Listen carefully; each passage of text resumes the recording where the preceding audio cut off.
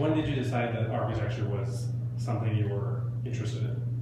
I guess it started with the normal cliche answer of Legos when you were a kid. I was always interested in building things that progressed to building like little shelters and structures out of milk cartons and cardboard boxes for my figurines, like G.I. Joe and He-Man when I was younger, and then that kind of progressed towards model making. And I always had an interest in putting things together. That always seemed to interest me. And that kind of led me to architecture. I think it was a good fit with, that idea of kind of how things come together, complexities of them.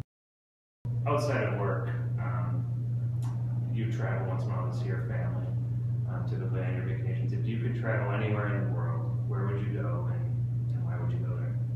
Anywhere in the world. I have to say I'm a sucker for tropical destinations. I guess it has something to do with being in Chicago, being in a big metropolitan city, having a career that deals with structures and buildings. There's something nice about being on a beach in a natural landscape with warm weather and getting away from this climate. And yeah, I don't know. Anywhere, probably either Tahiti or Bora Bora or one of those islands, just out in the middle of the Pacific. So probably being my ideal destination. You deal with the city of Chicago on a regular basis. If you could change one thing, I'm sure you might want to change more than that, what big change you see would be advantageous or practical? How long do you have? It's a 5-minute interview.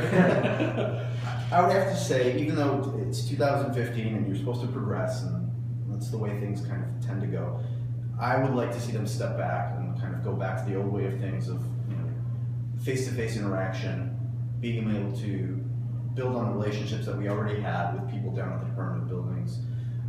The fact that they've gone to this digital format has kind of made it informal, and it's difficult to gauge what the person on the other end is trying to convey in terms of correction or what they're looking for. So it'd be nice to go back to kind of maybe hard copies of drawings and actually going down there and meeting with people and actually having a discussion and being able to hash out things, as opposed to just kind of doing things in this digital world of back and forth through email or through a website or some kind of portal. What is your guiltiest pleasure outside the office? I think everyone's familiar with that one. As much as I enjoy working out and trying to be fit, I unfortunately like to eat junk food once in a while. I think everyone's seen me kind of indulge in some McDonald's or some type of terrible food that's probably going to cause me to have a heart attack when I'm older. But yeah, a nice soda. There's something comforting about a soda and a burger, even though it causes discomfort later on in the day. So that would be my guilty pleasure. 10 years from now, where's Ramiel? What's Ramiel doing?